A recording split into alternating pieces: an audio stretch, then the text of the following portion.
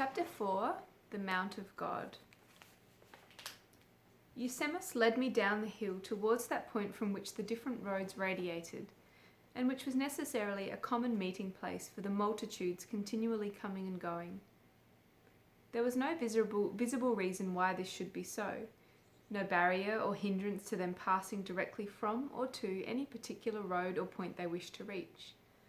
No gate at which they must gain admission or examination to prove their qualifications, yet by mutual consent all persons gravitated towards that common centre in their passage either way. I grew momentarily more interested in my new and overpowering surroundings as every fresh thought and scene impressed itself upon me.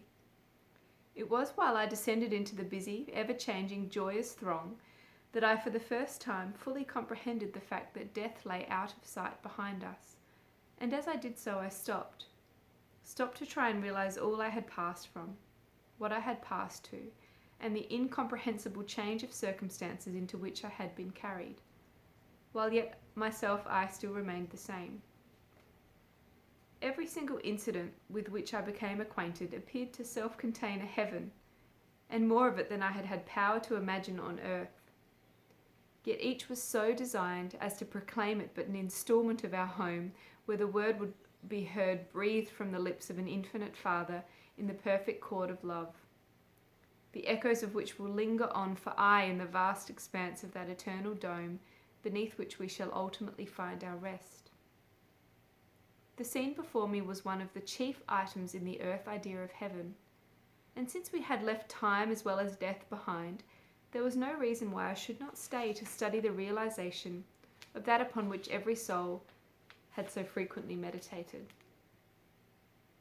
My companion saw my desire, and standing silently at my side, seemed to add by his sympathy to the intense enjoyment I there experienced. How many conquests over death I witnessed!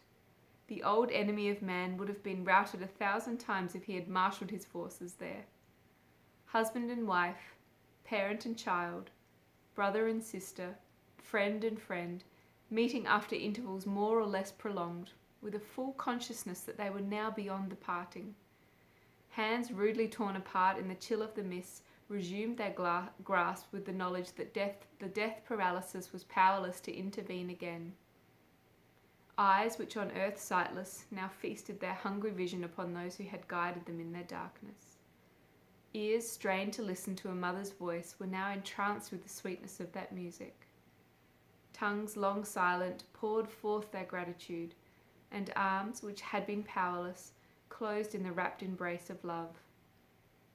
In all that joy it never occurred to me that I alone stood there without such a welcome from those I knew. The yearning desire for one for whom my life had been a constant groaning never once possessed me. I was so happy in the contemplation of the bliss of others, I had no idea that I was singular in my condition. And neither was I. Had I not a friend, who though unknown to me before, was yet dear to me already as if he had been a brother? Had I not been more blessed than many in the reception Helen had accorded me, and in the assembly of friends from whom I had but just parted for an interval? I was by no means a stranger in a strange land, but a favoured son who felt free to wander at will over his father's wide domain. Favoured indeed, for the privilege which was mine I soon discovered was not the lot of all to enjoy. There are two sides to every picture, and it was not long before I found a reverse even to that which lay before me. I was not alone, but I soon saw one and then another who laboured to pass unnoticed through that joyous throng, anxious to avoid recognition, full of fear and terrified by apprehension lest their presence should be detected by individuals from whom they shrank. In a glance at such poor creatures I received a revelation, and learned a truth more emphatic than any argument could have presented to my mind.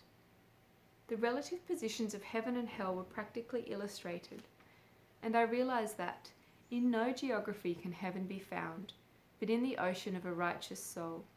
It forms an island with its coast rock-bound, and quiet haven where no tempests roll. One breath of sin upon God's throne would tell, and start the conflagration of one's own hell. My attention had been particularly attracted by the greetings passing between two, who were evidently brother and sister, the former of whom had but just arrived, the fervent ardour of their youthful embraces, the happy contentment upon the face of the girl, the gratitude and satisfaction were so visible in the boy, were very beautiful to look upon. As I watched their joy, participating in their happiness, I was conscious of asking myself when my capacity of bliss would reach its limit, and whether it was not possible for me to presently awake and find that all had been a dream.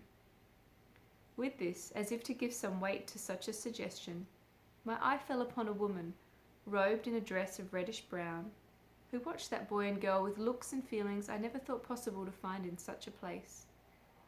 In her eyes the fire of terror blazed. From her face the perspiration rolled in beads of agonizing fear. Her limbs were palsied with dread, and she shrank and pushed to make her escape before they recognized her presence. Once and again she darted away from the spot on which they stood, as occasion offered her a chance to achieve her wish, but inexorable fate was fast upon her heels and seemed to blast every hope almost before its birth.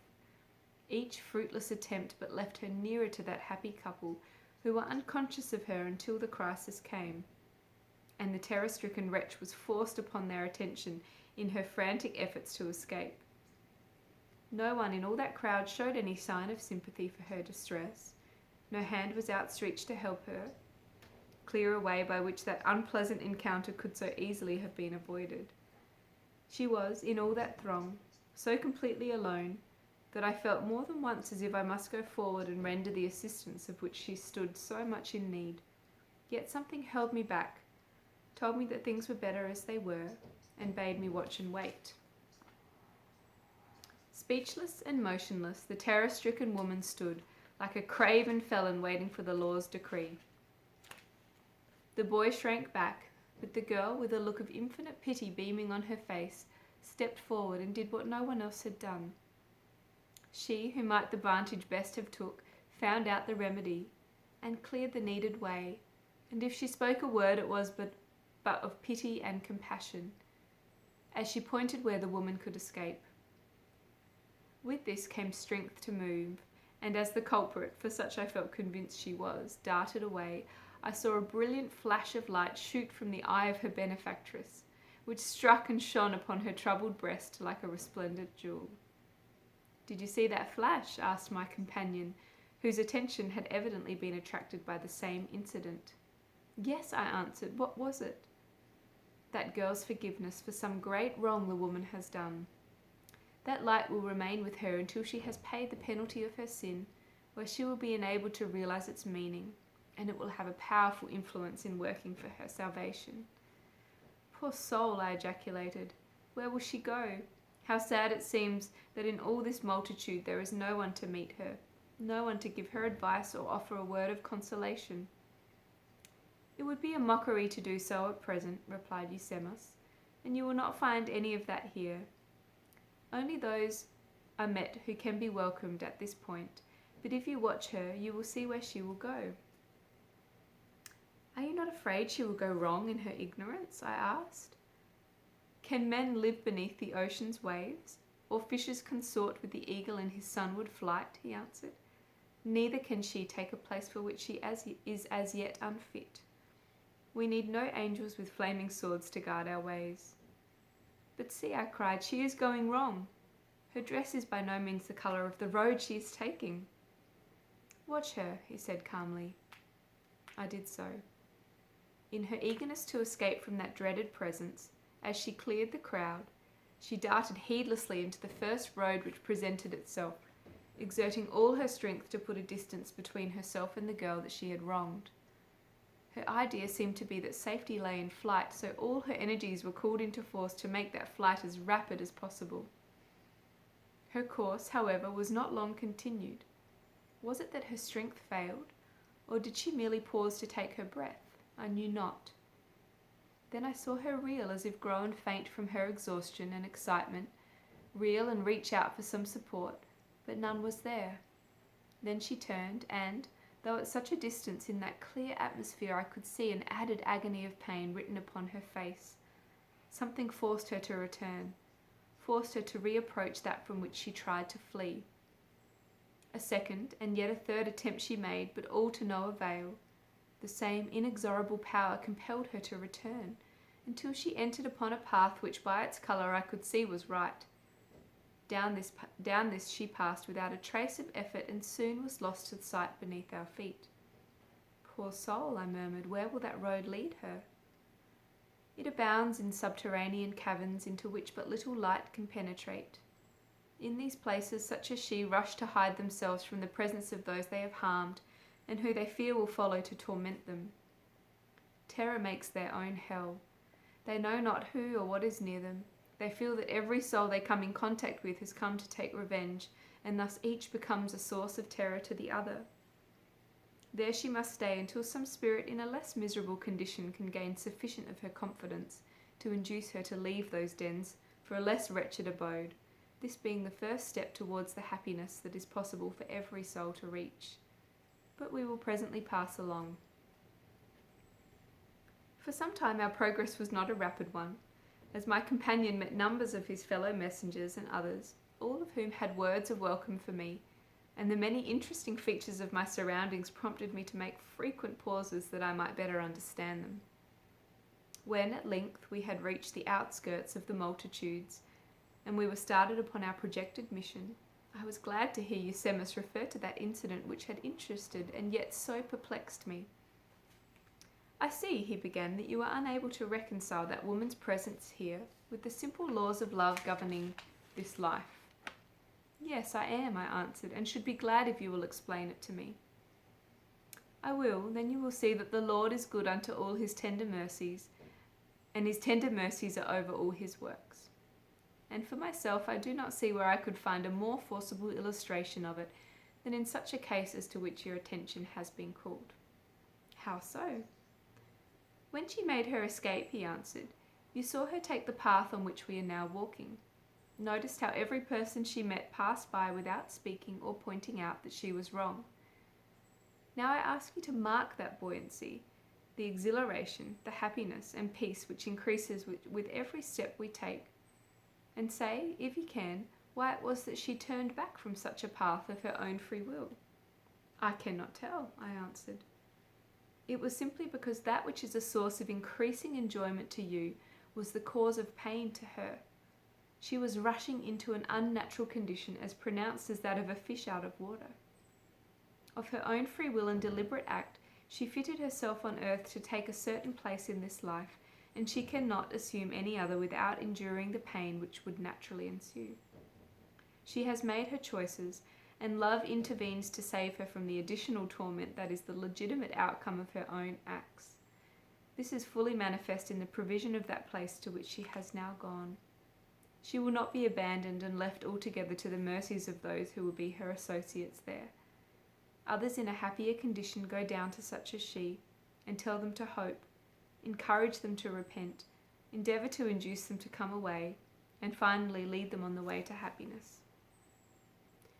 "Then she has not gone into that hell where the fire is not quenched?" I asked. "The fire of hell is one of those metaphorical phrases misunderstood on account of its literal interpretation," he responded. "Will you explain it for me as you understand it?" "With pleasure, and in doing so, I will use the illustration you are most familiar with. It was said of Jesus, 'He shall baptize with the Holy Ghost and with fire.' Of himself he said, 'I came to send fire on earth,' and man is assured that our God is a consuming fire. Do you understand these to be as literal as the fires of hell?" "Certainly not," I replied. "But why not? What authority is there for making any distinction?"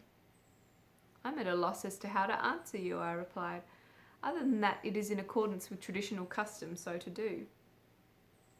"It is a creedal necessity," he answered, "and this is the great source of so much confusion, contradiction, and spiritual ignorance.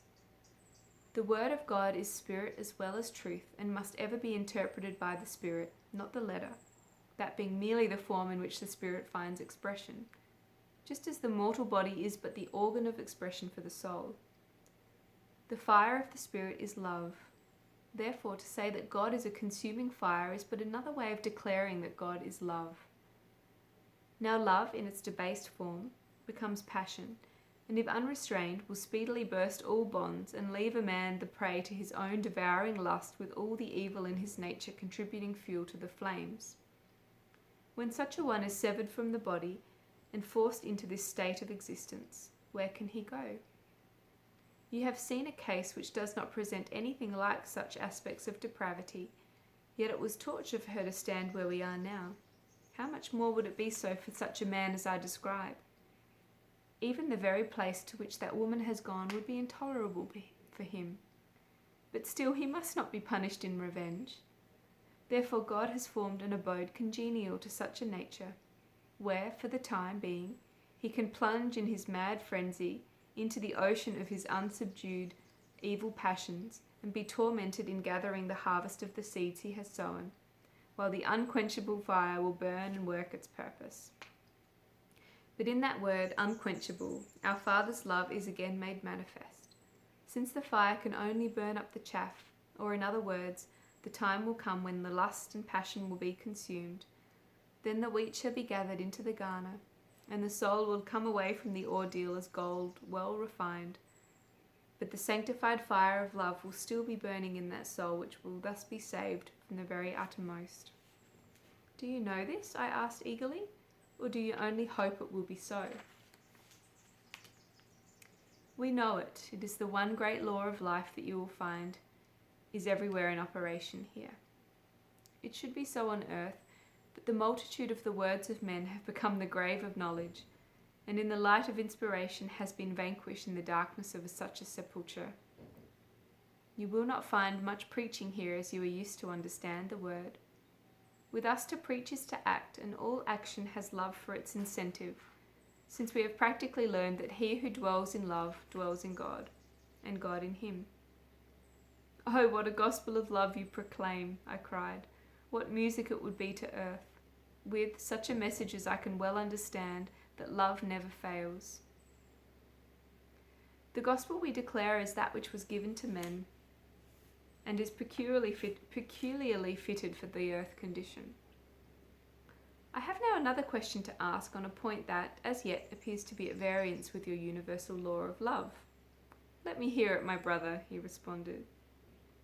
How do you reconcile its application with that woman being allowed to enter with and see the joy of happier persons? I inquired. You imagine it has a tendency to increase her punishment? He rejoined. I fail to see how it can be otherwise. That I am perfectly willing to admit. But first of all, you must remember the way you came is the usual way of admission, and that whatever penalty is endured is the natural consequences of deliberate sin, as things done in ignorance or without intention exact no penalty in the judgment of the miss.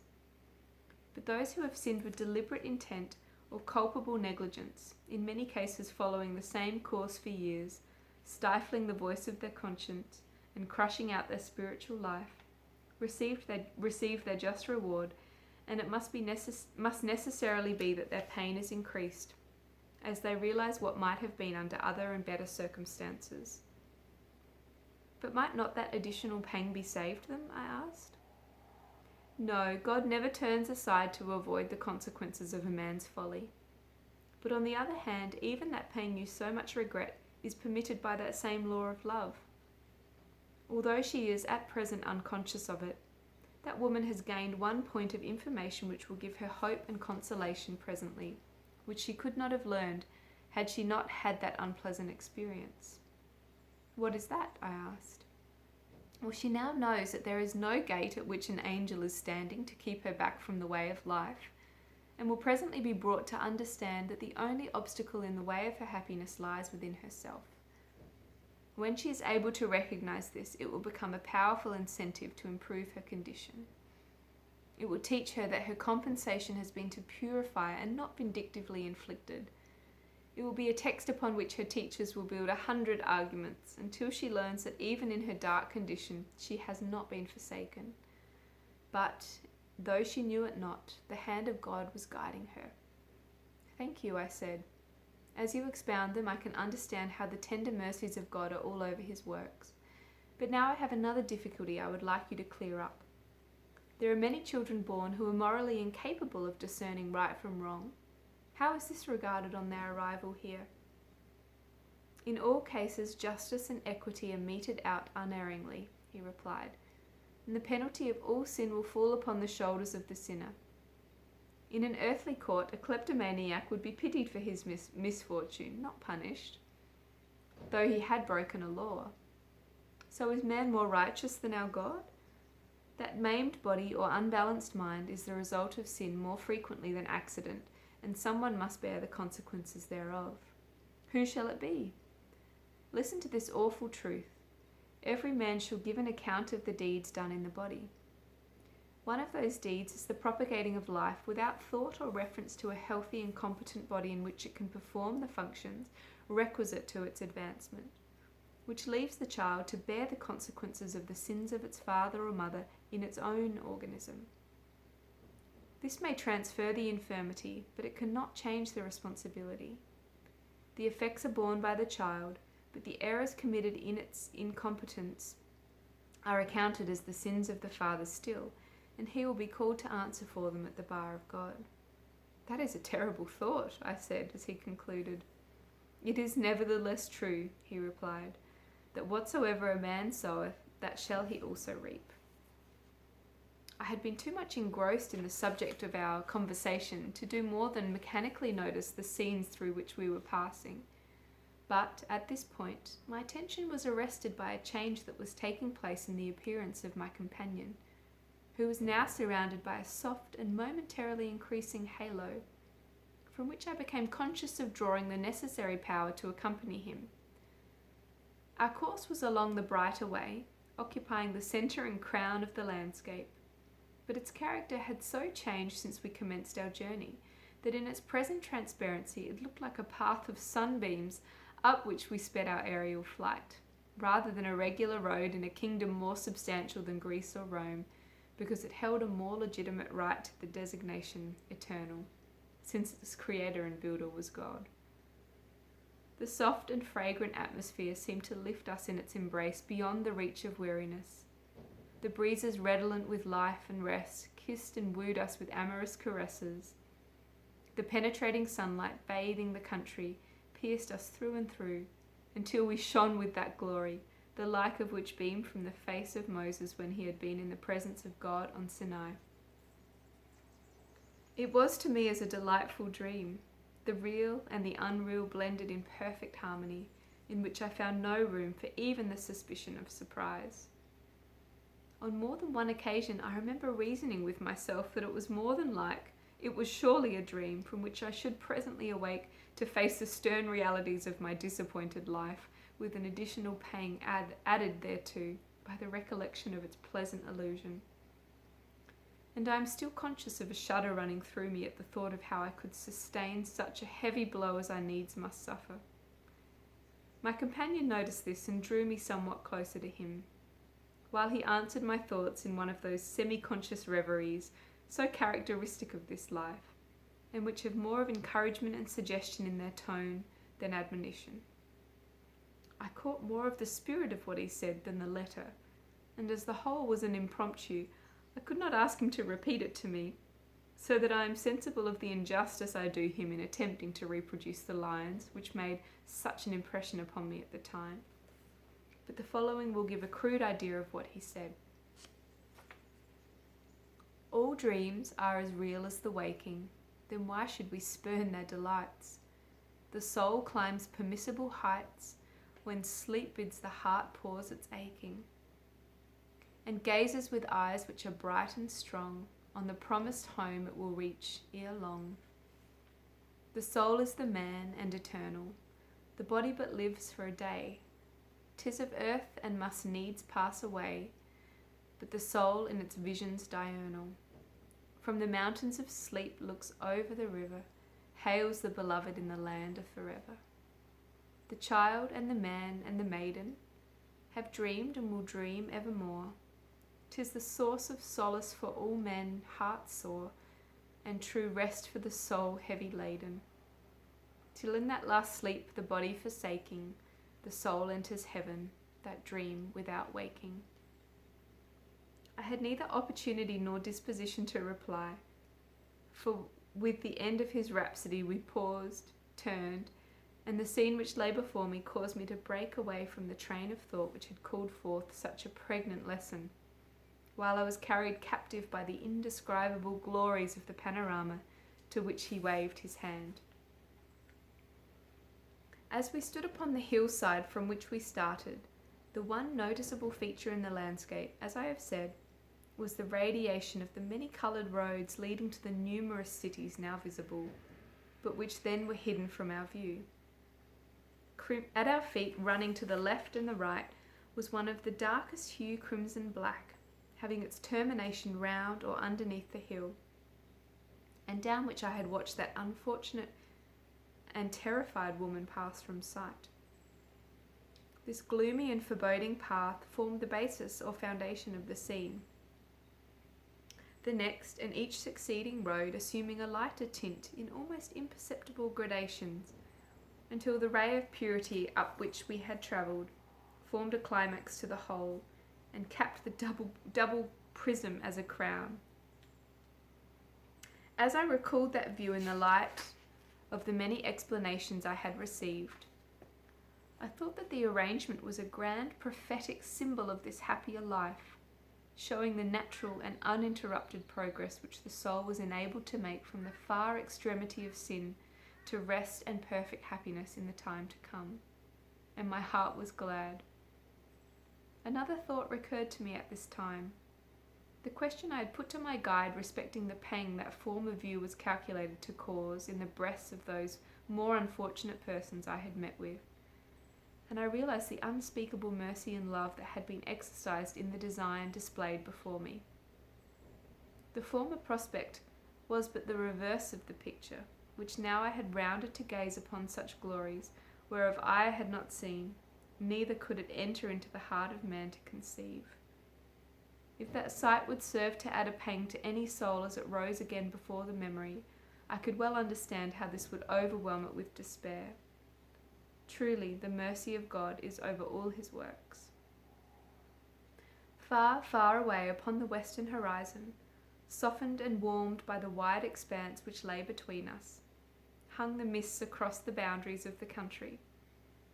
Their appearance was not black and chill as when I had last looked upon, but a soft crimson hue suffusing them, made them look like the rich tapestries the sun draws across the windows of the sky when the autumn day is closing, and the weary labourer hurries him homeward before the tempest, which he hears rumbling in the distance, overtakes him.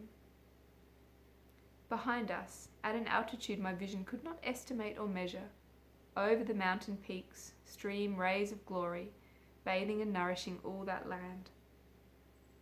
It was as though, while one invisible sun was setting in the distant west, from out the eastern dawn another, the sun of righteousness, it might be, was rising from the bosom of the sea of love. Between this dawning and the sunset, what a multitude of weary souls were enjoying that rest upon which, like myself, so many had but recently entered. For the purpose of our view, we were standing upon the slope of some majestic mountain chain, the height of which defied my powers of computation. If I sought its peak, my eyes were blinded by the arc of light which beamed upon me and frustrated my quest, while far away, until my vision grew uncertain in the distance, I could see the range extend like the natural boundary line of two adjacent nations. The path which served as a vantage ground for observation was like the even crest of a smaller range running from the base towards the brow of the glory-crowned and immeasurable hill behind me. In the distance lay a plain of apparently illimitable proportions, undulating and picturesque beyond description, in which hill and dale, lake and stream, terrace and plateau, park and pasture, grove and garden, city and homestead, palace and mansion, were so arranged and disposed as to contribute their own peculiar feature to the grandeur of the whole. Throughout that vast domain, each shrub and flower, each house and hill, stream and lake, had its legitimate balance to maintain in the general harmony, and wonderfully beautiful was the effect produced in the accomplishment of the design. In hours of weariness and disconsolation in the olden life, I had tried to frame an outline ideal of what heaven must be. Who hadn't? My highest conception had a background of disappointment and irritation. It was like a fascinating painting of some glorious sunset, entrancing with its beauty as you first beheld it. But as you gaze upon it, strange, weird, half-visionary phantoms rise from out of the canvas and cast their gloomy shadows like corpse mantles over the genius which had first so charmed us. Phantoms of dissatisfaction, regret, and unreality. Everything upon the canvas is stiff, cold, lifeless. The drama has been caused to stop as the artist caught some situation most congenial. And of its poetry no more will ever reach the ear of man than the irritating monotone of the lip when the command to stand was given. How can we know the sunset from such an inadequate presentment? The pygmy, momentary conception may be faithful, yea, perfect in its colour and situation at the instant it was caught, but it needs the quick succession of the changing tints, the rolling and curving of the clouds, the rapid entrances and exits of the dying hero, day, accompanied by the soft sobbing and sighing of the breezes. It demands the presence indicated, and the increasing power portrayed, as step by step the sombre night achieves his dark advantage, until at length he drowns the sun in the lifeblood of his victim, and the black curtain falls over the tragic scene as twilight, no longer able to sustain the unequal conflict, closes her eye in death. All this and more we need before the artist can depict his sunset faithfully upon the canvas. And so of heaven we need still further countless complications and impossibilities before we can conceive even a faint ideal of that which awaits us. My previous conceptions fell thus short of the reality of the scene which lay before me, as I stood upon that mountain side. Yet this was not heaven itself, but only one of the first halting places within the ranch of God's infinitude, where homeward bound souls could rest and refresh themselves in their migration from the earth towards their Father's house of many mansions. I would pause here, nor further attempt the impossible, were it not for my yearning for the welfare of my brethren, who were still behind me, and cherish the many errors of the flesh in their ignorance of the life upon which I have entered. The consciousness of the inadequate powers I possess to convey a knowledge of the truth I have found almost forbids me to proceed, but I will be content if only I can in some small measure make it known that this existence is not a vague and vapoury state, with nothing more substantial than a cloud in which to lay the foundations of our habitations. To us it is as real and tangible as the earth is to you, and, therefore, when I use the designations of beauty and grandeur which are familiar to the earth, it is not that I would indicate this life to be as crude and gross as that which lies behind me, but rather that the means are not available for me to convey a just conception of its realities, any more than the artist has power to reproduce the sunset in all its sublimity and entirety. In those first moments of contemplation, I became conscious of an enormous increase in my powers of sight, for as language fails me to express the quality of the scene unfolded to my view, so also I am powerless to convey an indication of the area over which that celestial panorama was unrolled. Yet from the foreground to the faraway horizon, I could plainly see in that hazeless atmosphere of eternity not only the effects in aggregate, but the component parts of each feature which in turn arrested my attention. Did I say it had its plains and streams? It were far more true to say my eye wandered over vast continents, fruitful and picturesque, each bounded by proportionate seas and oceans, from the poetic billows of which the sting of all destruction had been torn away. Mansion and palace gleamed resplendent in the shadowless sunlight, not cramped or circumscribed in detail or design, to suit the exigency of space or limit, not robbed of grace or beauty by the use of coarse material, having the power to resist the storm and tempest as effectually as it can blast the architectural dream. What need of such restrictions in the domain of the infinite? The kingdom where they refused to traffic in the merchandise of tempest or decay. Each habitation had its terraces and crescents, gardens and quadrangles, all its own in such noble and magnificent proportions that its vision may have made to sleeping Nimrod the first suggestion of the royal and stately Babylon. The spiritual quarries from which coral and marble, porphyry and alabaster, malachite and jasper had been cast out as coarse and valueless, furnished the substance for each edifice, while the garniture was worked in multiform mosaics of diamond and sapphire, carbuncle and beryl, pearl and ruby, amethyst and emerald, relieved by gems of tint and lustre earth has never seen. The carvings were the work of sculptors who wore the rich mantle of perfect inspiration, a solitary thread of which had fired the ideality of Phidias and Angelo. Egypt may righteously have gloried in the magnificence of the 100-gated Thebes, been proud of the unrivaled luxuries which found their home in the princely Memphis, extolled the unequal perfumes compounded in the royal zone, but in her greatest glory she had never caught a glimpse of such palaces as these. The gardens of old Babylon were forgotten in the contemplation of such horticultural attainments, the statues of Apollo, Venus, and Athene, in the admiration of which the Greeks exhausted their enthusiasm, were figments not to be recalled in the presence of such grace and beauty.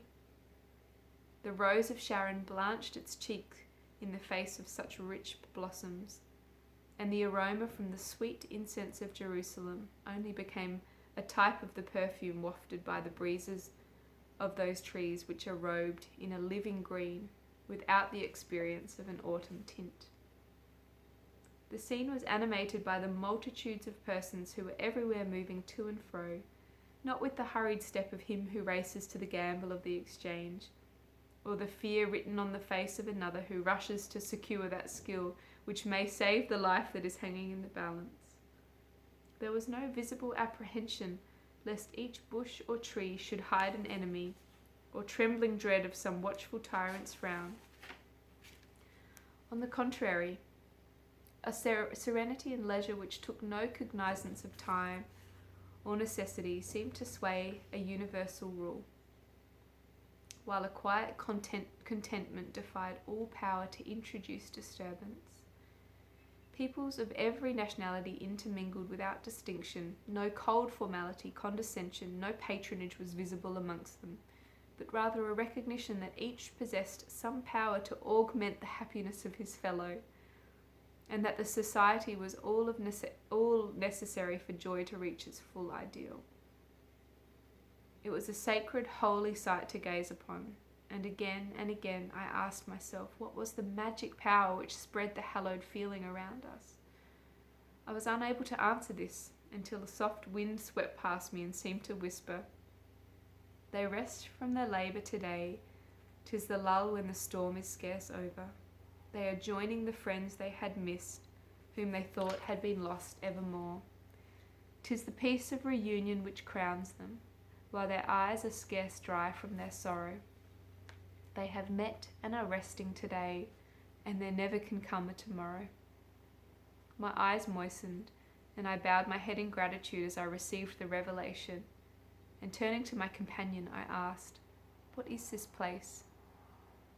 "The Mount of God, one of the vestibules of heaven," he answered.